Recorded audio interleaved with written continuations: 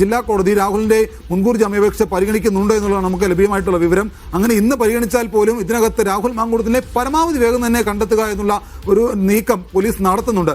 ഇതിനകത്ത് നേരത്തെ ഇപ്പോൾ ജിൽസി ചോദിച്ചതുപോലെ സജീവമായിട്ട് ഈ വിഷയം നിലനിർത്തുക എന്നുള്ളത് സ്വാഭാവികമായിട്ടും CPM-നെ സംബന്ധിച്ചുകൊണ്ടും സംസ്ഥാന സർക്കാരിനെ സംബന്ധിച്ചുകൊണ്ടും അതൊരു രാഷ്ട്രീയ നേട്ടം തന്നെയാണ്. പ്രത്യേകിച്ച് കോൺഗ്രസ് എന്ന് പറയുന്ന അല്ലെങ്കിൽ UDF എന്ന് പറയുന്ന പാർട്ടി വലിയ തരത്തിൽ സ്വർണ്ണക്കൊള്ള സംസ്ഥാന സർക്കാരിനെതിരെ അഴിമതി ആരോപണമായിട്ട് ഉന്നയിച്ചുകൊണ്ട് സർക്കാരിനെ രാഷ്ട്രീയ പ്രതിസന്ധിയിൽ നിർത്താൻ വേണ്ടിയുള്ള ശ്രമങ്ങൾ നടത്തുന്നുണ്ട്. അപ്പോൾ സർക്കാരിന് വീണ് കിട്ടിയ CPM-ന് വീണ് കിട്ടിയ മറ്റൊരു ആയുധം കൂടിയാണ് രാഹുൽ മാങ്കൂട്ടത്തിലിനെ തള്ളുകയും കൊള്ളുകയും ചെയ്യുന്നില്ല എന്ന് കോൺഗ്രസ് നേതൃത്വം പറയുമ്പോഴും രാഹുലിനെ കവചമൊരുക്കുന്ന ഒരു സമീപനം പലയിടങ്ങളിലായിട്ട് കോൺഗ്രസ് സ്വീകരിക്കുന്നുണ്ട്. അപ്പോൾ സ്വാഭാവികമായിട്ടും അടുത്ത നിയമസഭാ തെരഞ്ഞെടുപ്പ് വരെ ഈ വിഷയം ഉയർത്തി നിർത്തിക്കൊണ്ട് കോൺഗ്രസിനെ പ്രതിരോധത്തിലാക്കാൻ UDF-നെ പ്രതിരോധത്തിലാക്കാൻ CPM-ഉം സംസ്ഥാന സർക്കാരും ശ്രമിക്കുന്നുള്ള കാര്യം ഏറെക്കുറെ ഉറപ്പാണ്. എന്തായാലും അതിനകത്ത് രാഹുൽ മാങ്കൂട്ടത്തിലിനെ അറസ്റ്റ് ചെയ്തതിനകത്ത് ഒരു കാലതാമസമില്ലാതെ മറ്റ് നടപടിക്രമങ്ങൾ വേഗത്തിലാക്കുക എന്നുള്ള നീക്കത്തിലേക്ക് തന്നെയാണ് അന്വേഷണ സംഘം കടന്നിട്ടുള്ളത്. ഇതിനകത്ത് യുവതി നൽകിയ പരാതി, യുവതിയുടെ മൊഴി ഇന്നലെ തന്നെ തിരുവനന്തപുരം നെയ്യാറ്റിൻകര കോടതിയിൽ യുവതിയുടെ രഹസ്യ മൊഴിയടക്കം രേഖപ്പെടുത്തുകയും ചെയ്തിരുന്നു. ആ രഹസ്യ മൊഴിയിലും യുവതി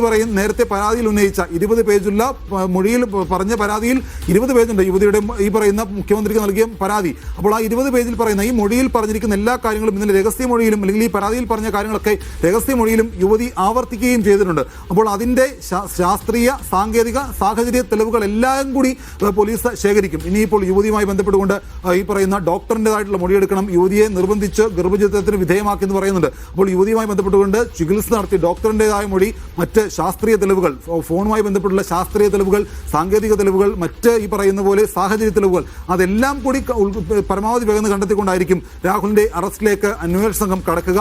അതോടൊപ്പം തന്നെ യുവതിക്ക് ഗർഭചിത്രത്തിനുള്ള ഗുളിക കൊണ്ടുകൊടുത്ത രാഹുൽ മാങ്കൂട്ടത്തിന്റെ സുഹൃത്ത് ജോബി ജോസഫിന് വേണ്ടിയുള്ള അന്വേഷണം നടക്കുകയാണ്. ഒരുപക്ഷെ ജോബി ജോസഫിനെയും അധികം വൈകാതെ തന്നെ ഒരുപക്ഷെ ഇവരിൽ ആരെയായിരിക്കും ആദ്യം അറസ്റ്റ് ചെയ്യുക എന്നുള്ളതാണ് അറിയേണ്ടത്. പരമാവധി വേഗം രണ്ടുപേരെയും അറസ്റ്റ് ചെയ്തുകൊണ്ട് അന്വേഷണം മുമ്പോട്ട് കൊണ്ടുപോകാനുള്ള നീക്കം തന്നെയാണ് പോലീസിന് മുമ്പാകെയുള്ളത്. അതിനും അപ്പുറത്തേക്ക് യുവതി പരാതിയിൽ പറഞ്ഞിട്ട് എല്ലാ കാര്യങ്ങളുടെയും ശാസ്ത്രീയ തെളിവുകൾ കൂടി പോലീസ് അന്വേഷണ വിധേയമാക്കും. നിലവിൽ യുവതി പറയുന്നൊരു കാര്യമുണ്ട്. രാഹുൽ മാങ്കൂട്ടത്തിൽ പറയുന്നത്, അതായത് യുവതിയെ പരിചയപ്പെടുന്നത് യുവതി വിവാഹിതയായിരുന്ന സമയത്ത് തന്നെയാണെന്നുള്ളതാണ്. പക്ഷേ യുവതി പറയുന്നത് 2024 ഓഗസ്റ്റ് മാസമാണ് തന്റെ കല്യാണം കഴിയുന്നത്. അത് വളരെ കുറച്ചു നാൾ മാത്രമേ ആ വൈവാഹിക ജീവിതം ഉണ്ടായിരുന്നുള്ളൂ.